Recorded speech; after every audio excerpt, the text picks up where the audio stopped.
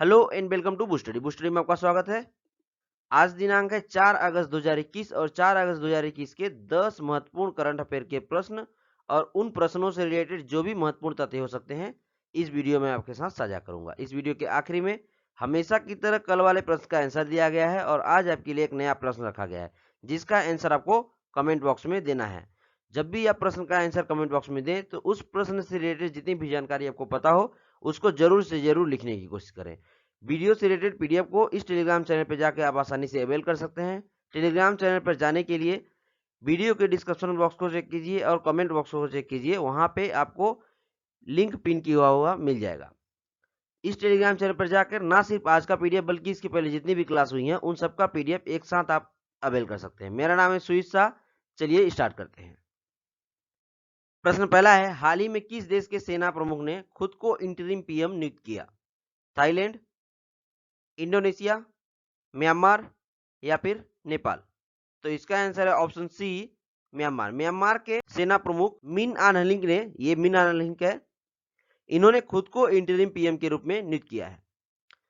तो म्यांमार का लोकेशन देख लेते हैं। म्यांमार अपने नॉर्थ ईस्ट राज्यों से लगा हुआ एक देश है जिसको आप पहले इंडियन हिस्ट्री जब आप पढ़ते होंगे तो उसमें आप वर्मा के नाम से ज्यादा जानते होंगे। वर्मा का रंगून आपको याद होगा कि बहादुर शाह द्वितीय को या फिर बहादुर शाह जफर एक ही हैं, इनको म्यांमार के रंगून में भेज दिया गया था 1857 की क्रांति के समय।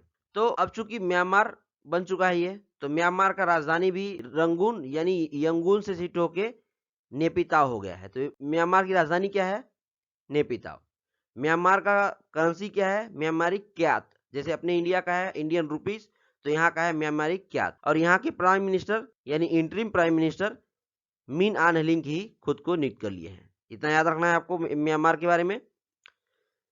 प्रश्न दूसरा है, हाल ही में उड़ीसा का कौन सा शहर 100% टीकाकरण हासिल करने वाला भारत का पहला शहर बन गया है? संबलपुर, कटक, भुवनेश्वर या पुरी? तो इसका answer option C, Bhubaneswar. Orissa की राजधानी भुवनेश्वर में रहने वाला हर एक व्यक्ति को टीका लग चुका है, यानी कि 100% टीकाकरण हासिल करने वाला एकमात्र शहर बन गया है भारत का भुवनेश्वर। तो उड़ीसा के बारे में देख लेते हैं। उड़ीसा का कैपिटल है भुवनेश्वर। उड़ीसा के गवर्नर है गणेशी लाल और उड़ीसा के चीफ मिनिस्टर हैं नवीन पटनायक। ये उड़ीसा का लोकेशन है, मैप में आप देख सकते हैं, ये उड़ीसा है। उड़ीसा में ही चिल्का झील पड़ता है। उड़ीसा में ही सिमलीपाल नेशनल पार्क है। भीतरकनिका नेशनल पार्क भी उड़ीसा में ही है और सुनावेड़ा वाइल्ड लाइफ सेंचुरी भी उड़ीसा में ही है। इन तीनों को याद रखना है, Sunabeda wild life sanctuary, Similipal national park और भीतरकनिका नेशनल पार्क। इन तीनों को याद रखिएगा, कई सारे परीक्षाओं में पूछा जाता है उड़ीसा के नेशनल पार्क को। प्रश्न तीसरा है, हाल ही में इब्राहिम रईसी ने किस देश के राष्ट्रपति के रूप में शपथ लिया? इजराइल, ईरान, अफगानिस्तान या ताजिकिस्तान? तो इसका आंसर है ऑप्शन बी, ईरान। दरअसल ईरान के अब तक के राष्ट्रपति थे हसन रूहानी। वो पिछले 8 साल से ईरान के राष्ट्रपति थे, लेकिन इनके शासनकाल को समाप्त करते हुए इब्राहिम रईसी ने राष्ट्रपति के रूप में शपथ लिया। ये है इब्राहिम रईसी, देख लीजिए। अब ईरान का लोकेशन देख लेते हैं। ये है मिडिल ईस्ट में पड़ने वाला एक देश ईरान। ईरान की राजधानी है तेहरान। ईरान की करेंसी थी ईरानी रियाल, लेकिन इसे अब बदल दिया गया है तोमान में। इसलिए याद रखिएगा, ईरान की नई मुद्रा अगर पूछ लिया जाए तो तोमान। अगर तोमान ऑप्शन में नहीं है तो आप लिखिएगा रियाल, ठीक है। अब चूंकि देखते हैं कि ईरान हमारे लिए यानी हमारे प्यारे भारत देश के लिए कितना इंपॉर्टेंट है। जैसे ये देखिए, ये मैप में थोड़ा सा गलत है तो आप गलत मैप मत देखिए, नया मैप देखिए, जैसे वो भी मैं सुधारा हूँ। ये देखिए, ये हमारा प्यारा भारत देश। अगर बाई एयर जाते हैं, हवाई जहाज के जाते हैं, तो ट्रांसपोर्ट के लिए बहुत महंगा पड़ता है। अगर मान लीजिए कुछ सामान हमको भेजना है हवाई जहाज से भेजेंगे तो ट्रांसपोर्ट के लिए बहुत महंगा पड़ेगा। और वैसे भी बीच में पड़ता है पाकिस्तान, तो पाकिस्तान कभी अपना एयर स्पेस यूज करने नहीं देता है। वैसे भी यात्री यानी कि सिविल एविएशन के लिए ही हम बहुत कम पाकिस्तान के ऊपर निर्भर रहते हैं। कई बार पाकिस्तान बैन कर देता है अपने एयर स्पेस में उड़ने के लिए भारतीय विमान को, तो हमें मजबूरन घूम के जाना पड़ता है। तो वैसे भी अगर हमें मिडिल एशिया में जाना होता है यानी कि सेंट्रल एशिया में जाना होता है तो हमें इतना घूम के जाना पड़ता है बाई एयर, हवाई जहाज के द्वारा। चूंकि अभी बाई एयर हवाई जहाज के द्वारा यहाँ से उड़ान भर के ऐसे जाना पड़ता है। तो इस चीज को निपटाने के लिए अगर मान लीजिए हमको ट्रेड ही करना है सेंट्रल एशिया में, तो हम कैसे जाएंगे? इस ऐसे जा नहीं सकता, क्योंकि इधर पाकिस्तान बैठा हुआ है और इधर चाइना बैठा हुआ है। तो हमें एक अल्टरनेट रास्ता जुगाड़ करना पड़ा। तो हमने ईरान में एक पोर्ट डेवलप किया, चाबहार पोर्ट, जो कि भारतीय सहायता से बना हुआ है। ये पोर्ट है चाबहार पोर्ट। और चाबहार दिवस हम कब मनाते हैं? इसी चाबहार पोर्ट के उपलक्ष्य में मनाया जाता है, जो कि 4 मार्च को मनाया जाता है। आपको याद रखना है, 4 मार्च को चाबहार दिवस के रूप में मनाया जाता है।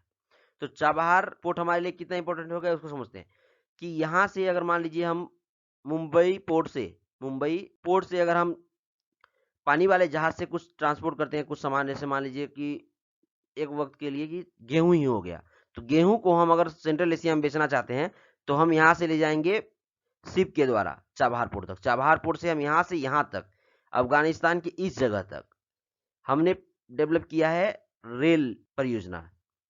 यानी यहाँ से हम बाई रेल यानी ट्रेन के द्वारा यहाँ से ले जाते अफगानिस्तान।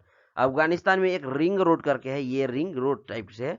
यहाँ पे हम पहुंचाने के बाद ट्रक वगैरह से हम यहाँ से सामान ट्रांसपोर्ट करते, और अफगानिस्तान पहुंचने के बाद ताजिकिस्तान, उज्बेकिस्तान तक हम आराम से पहुंचा सकते थे। लेकिन अब हुआ क्या, चूंकि अफगानिस्तान में आपको पता ही होगा, काफी न्यूज आप सुने ही होंगे कि अफगानिस्तान में तालिबान का कब्जा हो रहा है।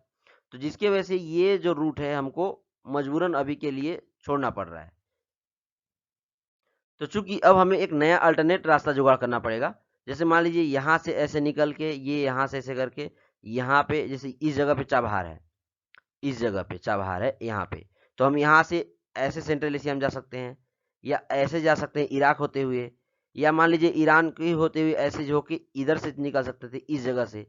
तो कई और अल्टरनेट रास्ता जुगाड़ करना पड़ेगा। तो चूंकि अगर सेंट्रल एशिया में पहुंचना है तो हमारे लिए ईरान का हमारा सहयोगी बनना बहुत जरूरी है। इसलिए ईरान के बारे में पढ़ना जरूरी भी है कि हमें ईरान के राष्ट्रपति के बारे में पढ़ना पड़ रहा है। नहीं तो ईरान के राष्ट्रपति के बारे में पढ़ने की जरूरत नहीं थी, क्योंकि ये हमारे लिए जियो पॉलिटिकल रूप में बहुत ही इंपॉर्टेंट एलाय बन सकता है, या इसी के वजह से हम सेंट्रल एशिया में अपना पहुंच बना सकते हैं।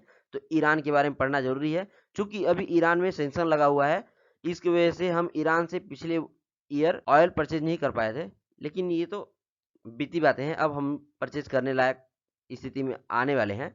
जैसे ही अमेरिका का सैंक्शन इसके ऊपर से हट जाएगा तो हम ईरान से भी तेल परचेज करने लगेंगे, क्रूड ऑयल। ये है हमारे प्यारे भारत देश का फ्लैग, और ये है ईरान का फ्लैग।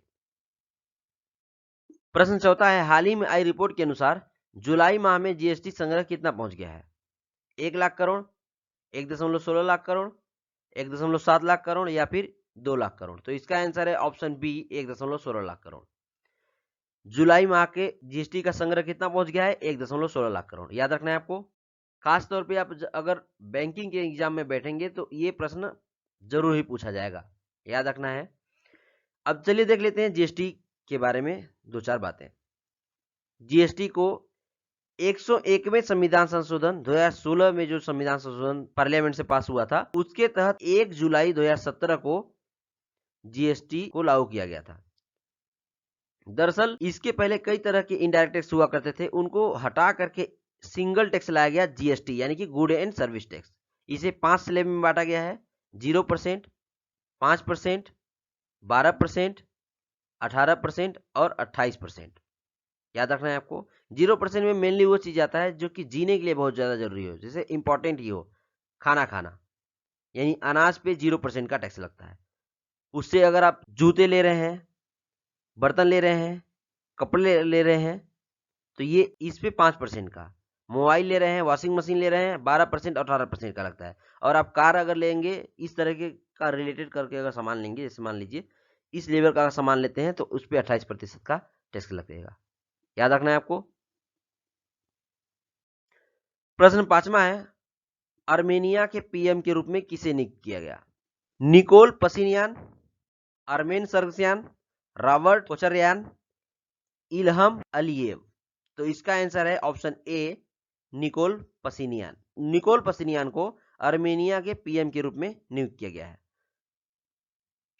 आर्मेनिया का कैपिटल है येरेवन, जैसे कि आप देख रहे हैं, यह है आर्मेनिया का लोकेशन। आर्मेनिया और अजरबैजान में लैंड रिलेटेड समस्याएं होती रहती हैं, विवाद चलते रहता है, इसीलिए आप सुने होंगे कि यहाँ पे युद्ध जैसी स्थिति हो गई थी। तो बता ही दिया आपको।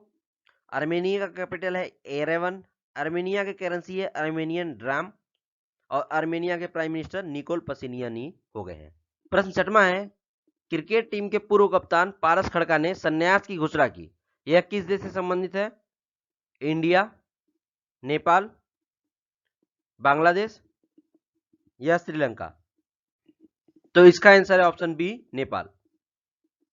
नेपाल के पूर्व क्रिकेट कप्तान पारस खड़का ने संन्यास की घोषणा कर दी। ये है पारस खड़का और ये है नेपाल का लोकेशन। कई बार पूछा जाता है कि नेपाल से हमारे देश के कौन कौन से राज्य कनेक्टेड है, मतलब कौन कौन से राज्य से जुड़ा हुआ नेपाल क्षेत्र है। तो देखिए, उत्तराखंड, उत्तर प्रदेश, बिहार, वेस्ट बंगाल और सिक्किम, ये नेपाल से कनेक्टेड भारतीय राज्य है। हमारे देश के लोगों का नेपाल के साथ में और नेपाल के देश के लोगों का हमारे देश के साथ में रोटी बेटी का संबंध है। रोटी बेटी का संबंध समझने के लिए आपको ये जानना होगा, यहाँ का जो बॉर्डर है, यानी कि नेपाल और इंडिया का जो बॉर्डर है वो खुला बॉर्डर है। वहां पे नॉर्मल चेकिंग होता है, बहुत फेंसिंग उन्सिंग करके नहीं रखा गया है कि इस देश के आदमी वहां नहीं जा सकते या वहां के आदमी यहाँ नहीं आ सकते। तो कई बार इस एरिया के आसपास रहने वाले लोग, चाहे इंडिया के हों चाहे नेपाल के, वो कई बार नेपाली आदमी इंडिया में आके नौकरी करते हैं और इंडिया के जो नागरिक कई बार नेपाल में जाके नौकरी करते। तो ये रोटी का संबंध हो गया। और बेटी का संबंध कैसे हो गया? अब चूंकि इतना क्लोज रिलेशन है तो इंडिया के कई बार लोग नेपाल में अपने बेटी का ब्याह कर देते हैं और नेपाल के कई लोग अपनी बेटियों का ब्याह इंडिया में करते हैं, क्योंकि यहाँ का कल्चर जो है एक दूसरे से मिलता जुलता है, इसीलिए रोटी बेटी का संबंध हो गया। नेपाल के प्राइम मिनिस्टर हैं शेर बहादुर देउबा, जिनको हाल ही में प्रधानमंत्री के रूप में नियुक्त किया गया था वहां के सुप्रीम कोर्ट के इंटरवेंशन के बाद, इसलिए आपको याद रखना है शेर बहादुर देउबा नेपाल के प्राइम मिनिस्टर हैं। नेपाल के प्रेसिडेंट हैं विद्या देवी भंडारी और नेपाल की राजधानी है काठमांडू। ये काठमांडू का लोकेशन देख लीजिए। और ये हमारे इंडिया का फ्लैग और ये है नेपाल का फ्लैग। प्रश्न 7वां है, इसरो नासा संयुक्त मिशन निसार उपग्रह कब लॉन्च करेगा? 2021, 2022, 2023 या फिर 2040? तो इसका आंसर है ऑप्शन सी, 2023। 2023 में इसरो और नासा का संयुक्त मिशन है निसार उपग्रह, इसको लॉन्च किया जाएगा। अब बात हुआ है नासा और अपने इंडिया का अंतरिक्ष एजेंसी इसरो का बात, तो दोनों के बारे में समझ लेते हैं। नासा का स्थापना हुआ था 1 अक्टूबर 1958 को और नासा का मुख्यालय है वाशिंगटन डीसी में। वाशिंगटन डीसी संयुक्त राज्य अमेरिका में है और नासा के हेड हैं अभी बिल नेल्सन, आपको याद रखना है। अब इसरो के बारे में देख लेते हैं। इसरो का स्थापना हुआ था 15 अगस्त 1969 को। इसरो का मुख्यालय है बेंगलुरु कर्नाटक में और इसरो के अध्यक्ष हैं के सिवान, याद रखना है आपको। प्रश्न 8वां है, जुलाई सितंबर 2020 के मध्य बेरोजगारी दर बढ़कर कितने प्रतिशत हो गई? 10%, 10.5%, 12% या फिर 13.3%? तो इसका आंसर है ऑप्शन डी, 13.3%। दरअसल ये जो 13.3% का आंकड़ा है ये जुलाई से सितंबर 2020 के मध्य का आंकड़ा है, जो कि हाल ही में रिलीज हुआ है, जिसमें यह पता चला है कि बेरोजगारी दर बढ़ के 13.3% हो गई है। अब चूंकि बेरोजगारों का दर्द आपसे बेहतर कोई नहीं समझ सकता है, क्योंकि बेरोजगार होने का तकलीफ बाकी लोग तो सिर्फ देख सकते हैं लेकिन आप तो जी रहे हैं उसमें। चलिए, इसीलिए एक अभियान शुरू हुआ था मैं भी बेरोजगार, आपने शायद पार्टिसिपेट किया भी होगा। प्रश्न 9वां है, सरकार ने फेम योजना के तहत कितने करोड़ रुपए आवंटित किए? 484 करोड़, 826 करोड़, 756 करोड़ या फिर 600 करोड़? तो इसका आंसर है ऑप्शन सी, 756 करोड़। दरअसल फेम यानी कि faster adoption and manufacturing of electrical vehicle नामक योजना को 2015 में शुरू किया गया था, जिसका मुख्य उद्देश्य यह था कि इलेक्ट्रिक वाहनों को खरीद पर अग्रिम प्रोत्साहन पेश करना। जिसका उद्देश्य था कि इलेक्ट्रिकल वाहन अगर कोई खरीदेगा तो उसको कुछ अग्रिम लाभ दिलाया जा सके। उसी योजना को आगे बढ़ाया जा रहा है, तो उसके लिए 756 करोड़ रुपए का राशि आवंटित किया गया है, याद रखना है आपको। इसमें कुछ की पॉइंट है, जैसे कि इलेक्ट्रिकल और हाइब्रिड वाहनों का बढ़ावा देना है इस योजना के तहत, बिजली से चलने वाली सार्वजनिक वाहनों सेवाओं पर जोर देना, इलेक्ट्रिकल बसों के लिए प्रोत्साहन राशि प्रोवाइड करना, और राजमार्गों पर 25 किलोमीटर के अंतराल में दोनों तरफ चार्जिंग स्टेशन बनाना। मतलब जैसे मान लीजिए हाईवे अगर ये है तो हाईवे के 25 किलोमीटर से मान लीजिए अभी पेट्रोल टंकी का व्यवस्था किया गया है, तो हर एक 25 किलोमीटर पर इलेक्ट्रिकल वाहनों को चार्ज करने का स्टेशन बनाया जाए। इसी फेम योजना का सेकेंड फेज में ये मुख्य बिंदु था। प्रश्न 10वां है, हाल ही में किस विश्वविद्यालय के शोधकर्ताओं ने मेढक की नई प्रजाति खोजी है? कलकत्ता विश्वविद्यालय, मुंबई विश्वविद्यालय, दिल्ली विश्वविद्यालय या फिर जामिया मिलिया इस्लामिया विश्वविद्यालय? तो इसका आंसर है ऑप्शन सी, दिल्ली विश्वविद्यालय। दरअसल दिल्ली विश्वविद्यालय के शोधकर्ताओं ने पश्चिमी घाट में स्थित हॉट स्पॉट में एक नए मेढक की प्रजाति खोजी है। यह है वो नया मेढक का प्रजाति जिसका नाम मिनर्वा पेंटाली रख दिया गया है। और ये मिनर्वा पेंटाली जो पेंटाली नाम है, ये दिल्ली विश्वविद्यालय के पहले के कुलपति और प्लांट जेनेटिस्ट थे दीपक पेंटल, उनके नाम पे मिनर्वा पेंटाली में पेंटाली नाम रखा गया है। अब आपको पता ही होगा मेढक की कई सारी प्रजातियां होती हैं, तो कई बार परीक्षाओं में पूछ लिया जाता है कि मेढक का साइंटिफिक नाम क्या है। तो मेढक का साइंटिफिक नाम है अनुरा। अनुरा नाम होता है मेढक का साइंटिफिक। अब ये देखिए कई सारी प्रजातियां होती है मेढक की। अब वीडियो को पॉज करके देख लीजिए। और ये रहा कल के प्रश्न का आंसर। इस प्रश्न के बारे में बहुत से लोगों ने विस्तृत रूप से जानकारी कमेंट बॉक्स में लिखा था। उम्मीद करता हूं आप लोग भी प्रश्न को अटेंड कीजिए और इसके बारे में जितनी जानकारी आपको पता हो उसको जरूर से जरूर लिखने की कोशिश करें। प्रश्न था, पीवी सिंधु ने टोक्यो ओलंपिक में कौन सा पदक जीता है? तो इसका आंसर था कांस्य पदक। ये रहा most awaited part of the video यानी कि क्वेश्चन ऑफ द डे। इस प्रश्न के बारे में आपको कमेंट बॉक्स में ज्यादा से ज्यादा जानकारी के साथ लिखना है जितना आपको पता होगा। प्रश्न है, Hungarian grand prix formula 1 racing के विजेता कौन रहे हैं? Lewis Hamilton, Sebastian Vettel, Esteban Ocon या फिर निको रोसबर्ग? तो इस प्रश्न के बारे में कल मैं बहुत जानकारी विस्तृत रूप से दिया था, तो जितनी जानकारी आपको याद हो उसको जरूर से जरूर लिखने की कोशिश करें। Thanks for tuning with me. Session अच्छा लगा होगा तो लाइक कीजिएगा, शेयर कीजिएगा फैमिली फ्रेंड और सोशल मीडिया अकाउंट पे, और सब्सक्राइब कीजिएगा हमारे यूट्यूब चैनल को। सेशन के बारे में अगर कोई सुझाव देना होगा तो कमेंट बॉक्स में जरूर से जरूर दीजिएगा, मैं आपके सुझाव को जरूर कंसीडर करूंगा। Thanks for watching. जय हिंद।